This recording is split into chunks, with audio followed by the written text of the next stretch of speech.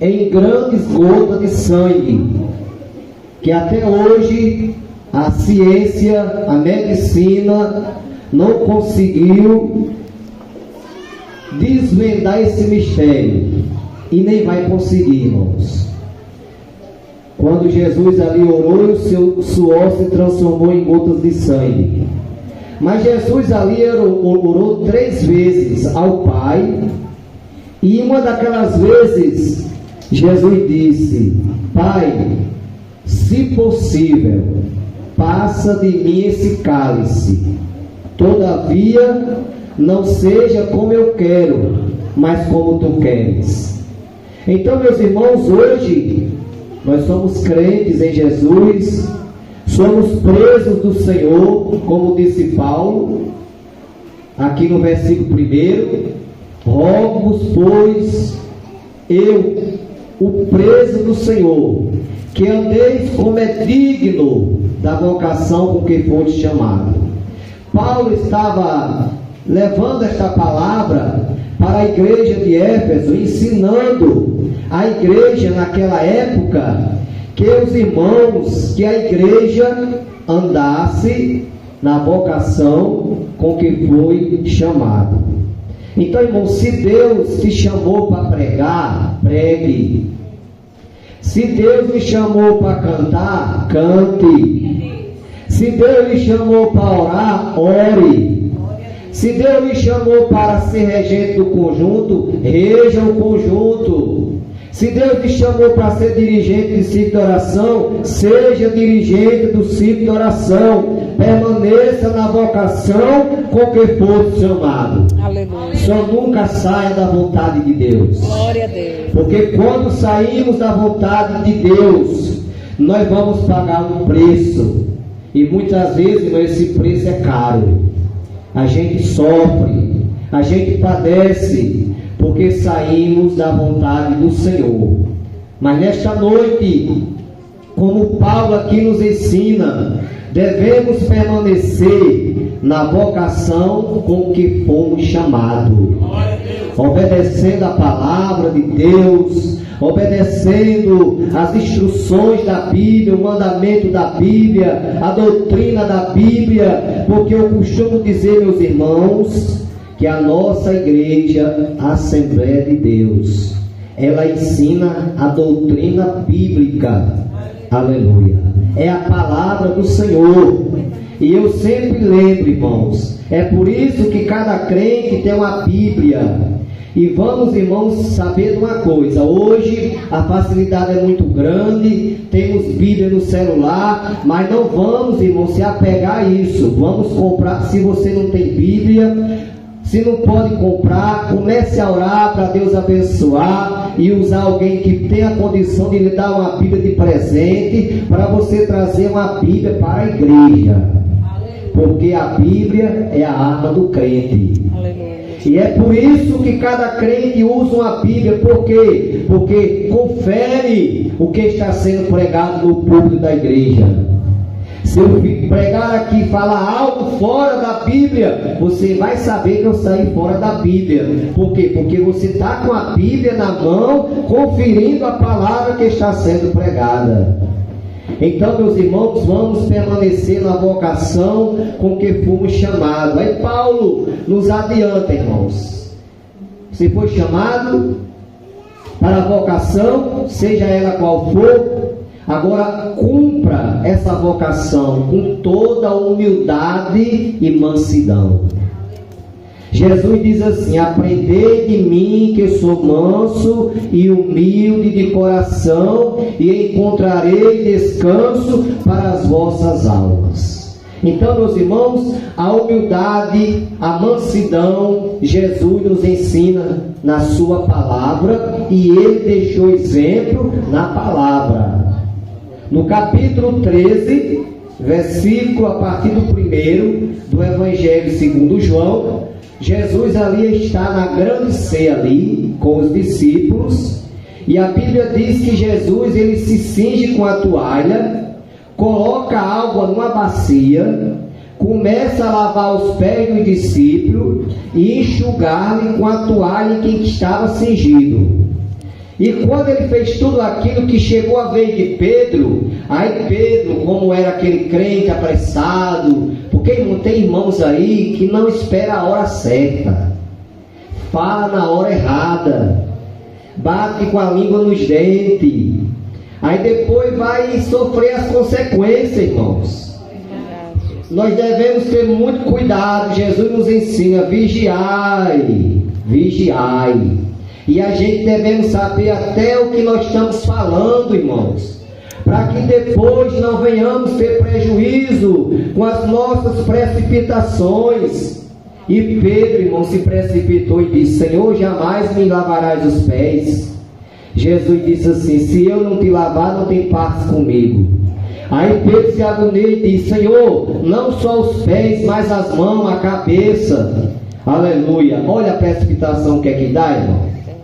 Ele que tomou a vez, não falou na hora certa, se apressou. Irmãos, para tudo tem um tempo determinado por Deus. O salmista diz: esperei com paciência no Senhor, e Ele se inclinou para mim e ouviu o meu clamor. Então, irmão, vamos esperar com paciência, vamos esperar com humildade, vamos esperar com mansidão, porque eu já me deparei, irmãos, com tantas situações. Eu já presenciei coisas, irmãos, que na hora eu só clamei a misericórdia de Deus para aquele irmão ou para aquela irmã. Aleluia. Mas nesta noite, o apóstolo Paulo diz: com toda humildade e mansidão, com longanimidade, suportando uns aos outros em amor. Então, meus irmãos, eu tenho que suportar o meu irmão, eu tenho que suportar a minha irmã em amor, porque o amor, irmãos, é a única coisa que vai permanecer. Os dons, falar a língua vai passar, profetizar vai passar, interpretar a língua vai passar, discernimento de espírito vai passar, dom de cura e outros dons, mas o amor permanece. Aleluia. Então eu tenho que me suportar os meus irmãos em amor, suportando uns aos outros em amor. Jesus diz assim, quando aqueles doutores da lei perguntou a Jesus qual era o maior mandamento, e Jesus disse: amarás ao teu Deus sobre todas as coisas, ao teu próximo como a ti mesmo. Então, irmãos, eu tenho que amar o meu irmão como eu me amo. Da mesma forma que eu amo a mim mesmo, que eu me zelo, que eu me cuido, eu tenho que amar o meu irmão. É o que a palavra do Senhor nos diz. Lá em 13 de 1 Coríntios, Paulo diz assim: ainda que eu falasse a língua dos homens e dos anjos, e não tivesse amor, nada seria, nada me adiantaria. Então, meus irmãos, o amor é o principal na vida do crente. Nós temos que suportar uns aos outros em amor, como diz a palavra de Deus. E era isso que Paulo estava ensinando para a igreja de Éfeso. Esta palavra de humildade, esta palavra de mansidão, esta palavra de amor que ele estava transmitindo para a igreja, para os efésios ali. Aí eu pergunto para a igreja: esta palavra serve para nós, irmãos? Sim ou não? Sim. Por quê, irmãos? Porque passará o céu e a terra, mas a palavra de Deus ela não passará. Tudo envelhece, mas a palavra de Deus ela não envelhece. Ela é nova a cada dia. Porque alguém até às vezes não se pronuncia corretamente e diz assim: ela se renova. Não, ela não se renova. Porque se ela se renovar, é porque ela ficou velha. A palavra de Deus, ela é nova, não é se renova, ela é nova a cada manhã. Por isso que esta palavra que Paulo ensinou à igreja de Éfeso há mais de 2000 anos, ou quase 2000 anos atrás, serve para nós hoje, para nós cumprir essa palavra, andar por esta palavra. Aí ele continua ensinando para a igreja e para nós nessa noite, procurando guardar a unidade do Espírito pelo vínculo da paz. Lá em Hebreus o escritor diz: segui a paz com todos e a santificação, sem a qual ninguém verá o Senhor. Meu irmão, se eu não seguir a paz com meu irmão, se eu não seguir a paz com meu próximo, se eu não tiver paz com meu vizinho, se eu não tiver paz com a minha família, meu amado irmão, eu não verei o Senhor. É tanto que a palavra diz: seguir a paz com todos e a santificação, que hoje muitos e muitos não gostam de ouvir esta palavra santidade. Muita gente não aceita mais isso, não quer mais aceitar essa palavra santidade na doutrina. Quando os pastores estão ensinando a doutrina, quando o pregador está ensinando e falando sobre santidade, mas irmãos, tem que ter santidade para ver a face do Senhor. Se não houver santidade, não veremos a face do Senhor. Temos que ter paz com o nosso irmão, viver em comunhão, viver em unidade. Mas pastor, eu procuro, ele não quer. Aí você já fez a sua parte. Se você procurou e ele não quis, ou ela não quis paz, você já fez a sua parte. Apenas ore por essa pessoa. Porque Paulo diz assim: se possível, olha o que Paulo ensina: se possível, tenha paz com todos os homens. Então Paulo ensinou dessa forma, é porque há ocasião que você quer, mas a pessoa não quer. Então o que é que eu vou fazer com essa pessoa? Eu vou amar, eu vou orar por essa pessoa. Não posso fazer mais nada. Eu não posso obrigar ninguém a fazer eu entrar no coração dela ou dele. Não posso. O que eu posso é orar. Aleluia. Agora devemos seguir a paz com todos, devemos andar em amor, devemos ter o Espírito pelo vínculo da paz. Lá na bem-aventurança do capítulo 5 de Mateus, Jesus diz assim: bem-aventurados pacificadores, porque eles são chamados filhos de Deus. Os pacificadores são pessoas que produzem paz. É aquela pessoa que quando chega num canto que alguém está brigando, ele procura amenizar a situação.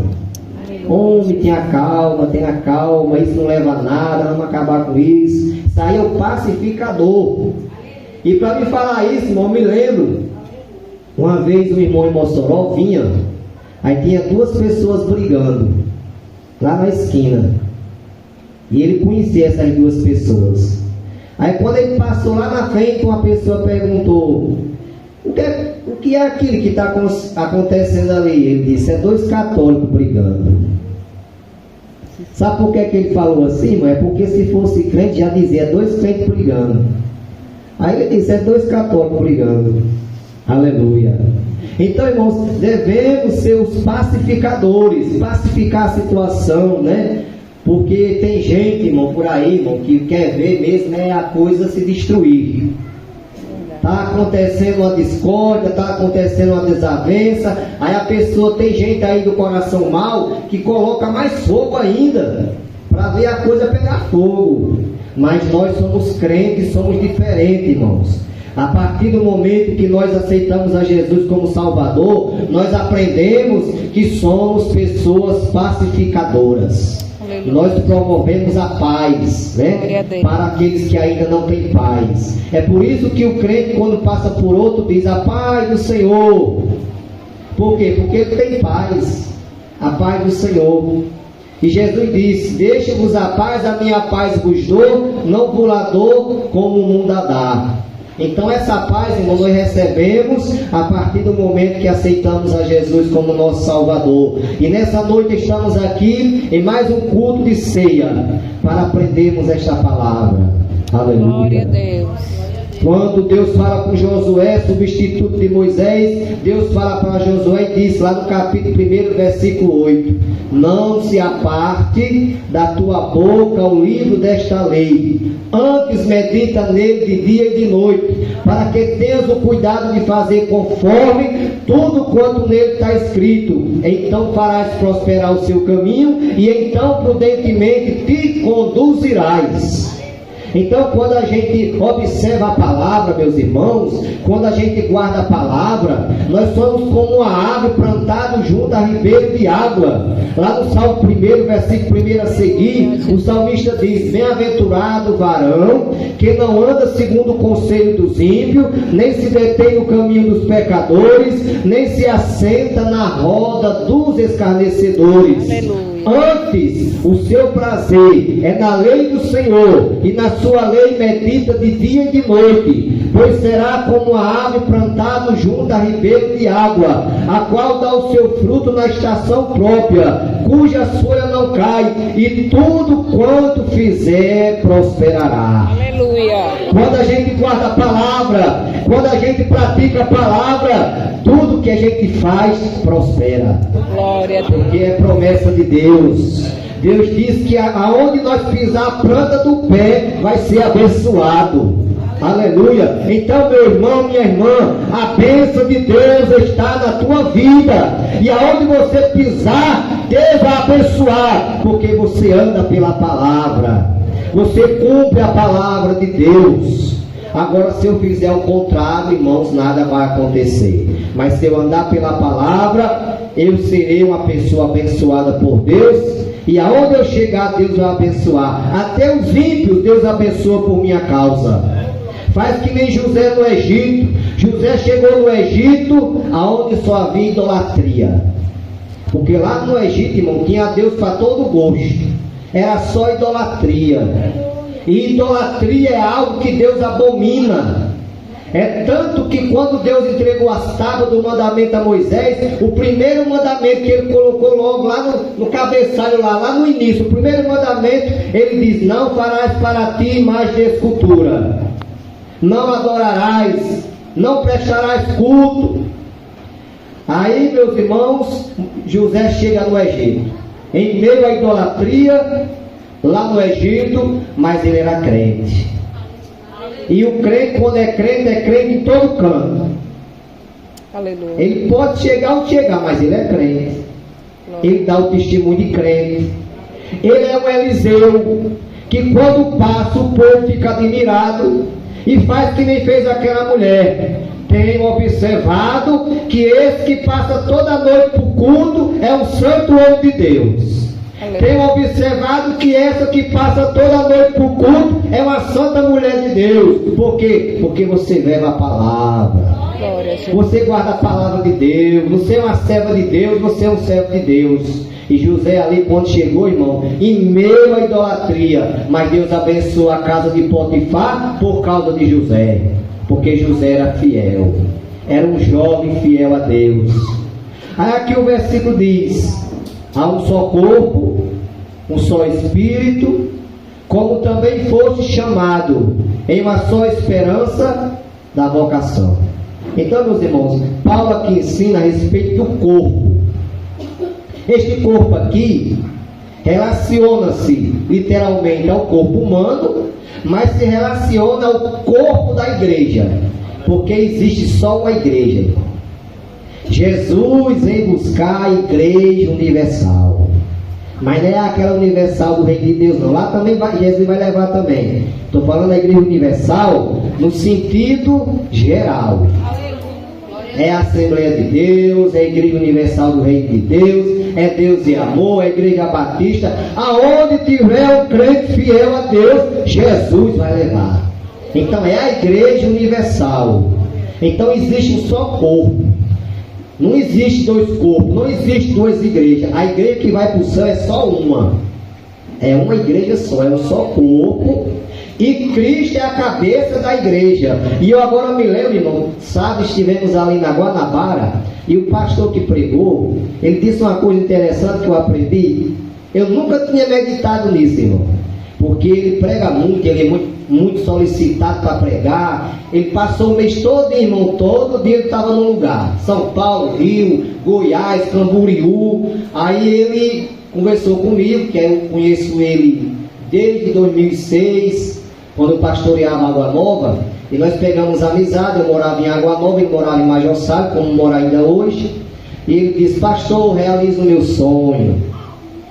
O meu sonho é conhecer Serra do Mel. o meu sonho é pregar na igreja da Serra do Mel. Aí eu disse, após eu vou lhe ajudar você chegar aqui. Aí entrei em contato com os dirigentes, inclusive até com o nosso irmão Micael, para quando os irmãos desejarem convidar ele para pregar, ele está à disposição. É um homem humilde, né? Não é esse pregador que coloca preço, não. Ele apenas pede a ajuda do combustível, e se der para tirar uma oferta de amor, ele também aceita, porque ele vive itinerante, né? Pregando, vendendo algumas coisas que ele vende, gravata, broche, livro, essas coisas.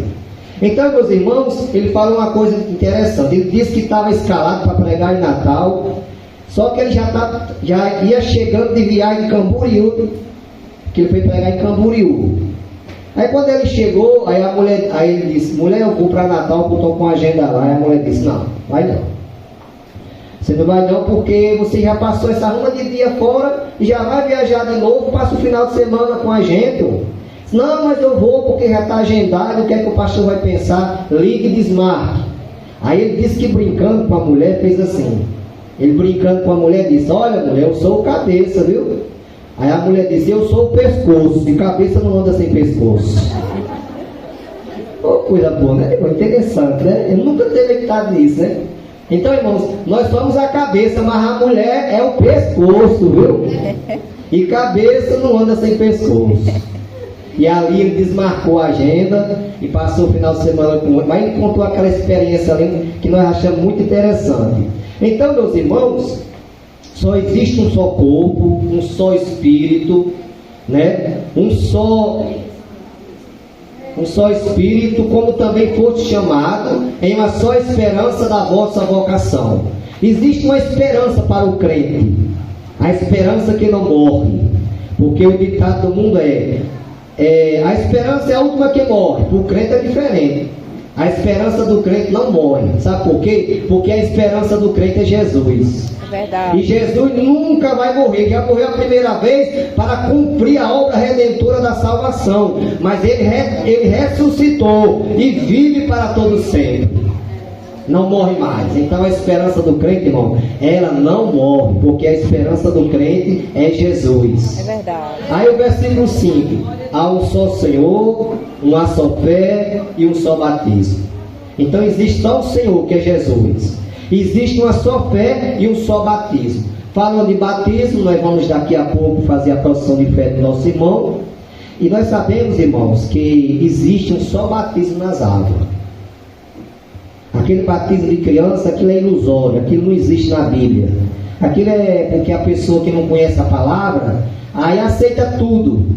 Mas batismo de criança não é bíblico. É algo inventado pelos homens. E o pior de tudo, para ganhar dinheiro, né? Que você sabe que um batismo de criança eles cobram, né? Talvez hoje alguns queiram fazer de graça para ganhar terreno, porque sabe que a igreja evangélica está crescendo, tem crescido muito. Mas nós sabemos que não é bíblico o batismo de criança.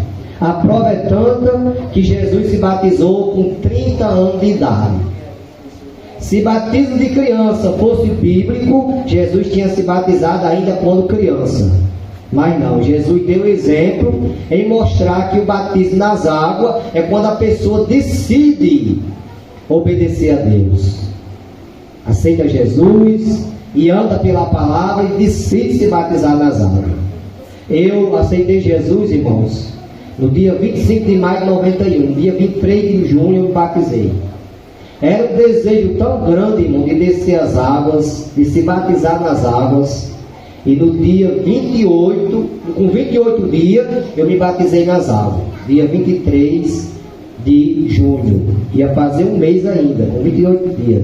Porque, irmãos, batismo nas águas é um mandamento bíblico. É uma ordenança de Cristo. Porque Cristo deixou duas ordenanças para a igreja: batismo nas águas e ceia do Senhor. Então, é uma ordenança. É tanto que ele diz: aquele que crê e for batizado será salvo. Agora o irmão pode me perguntar: mas pastor, batismo salva? Não, batismo não salva. Agora, se eu sou crente e sei que é uma ordenança de Cristo, o que eu devo fazer é obedecer à ordenança de Cristo. Porque a gente fica até assim, às vezes, que tem irmão, não, pastor, eu já sou crente 25 anos, 30 anos, mas eu nunca, não estou preparado para o batismo, não. Ô irmão, 20 anos de crente, não está preparado ainda? 25 anos de crente, não está preparado ainda? E para ir para o céu, como é que vai ficar? Porque se eu não estou preparado para cumprir algo literal aqui na terra, que é o batismo, nas águas, e para ir para o céu, irmão, como é que está a minha situação? Mas a Bíblia diz, irmãos, que o batismo é a ordenança de Cristo. Então, o batismo é um só. Se porventura vier uma pessoa de outra igreja, de outra denominação, se congregar na Assembleia de Deus, se lá na igreja dessa pessoa batizou ela lá por imersão, que é mergulhando, e em nome do Pai, do Filho e do Espírito Santo, a nossa igreja ela aceita esse batismo porque é o correto. Agora, existe igreja por aí, irmão, que não batiza por imersão, batiza por aspersão. Que o batismo de aspersão é aquele que coloca a água na cabeça, aqueles pingos d'água na cabeça. E outras igrejas não batizam em nome do Pai, do Filho e do Espírito Santo, só batiza em nome de Jesus. Está errado também, porque a fórmula do batismo é em nome do Pai, do Filho e do Espírito Santo. Lá em Mateus 28, 19, Jesus ensina: portanto, ide, ensinai a todas as nações, batizando-as em nome do Pai, do Filho e do Espírito Santo. Então, se alguém chegar aqui de outra igreja, querendo se congregar com a gente, e se ela foi batizada em nome do Pai, do Filho e do Espírito Santo, e foi mergulhada, nós não fazemos outro batismo. Por quê? Porque só existe um batismo. Não existe dois batismos, né? Então, meus irmãos, um só Deus e Pai de todos, o qual é sobre todos e por todos e em todos. Então está aqui esses ensinamentos de Paulo para a igreja de Éfeso, e automaticamente nessa noite esse ensinamento é para nós, que vivamos com toda a humildade e mansidão.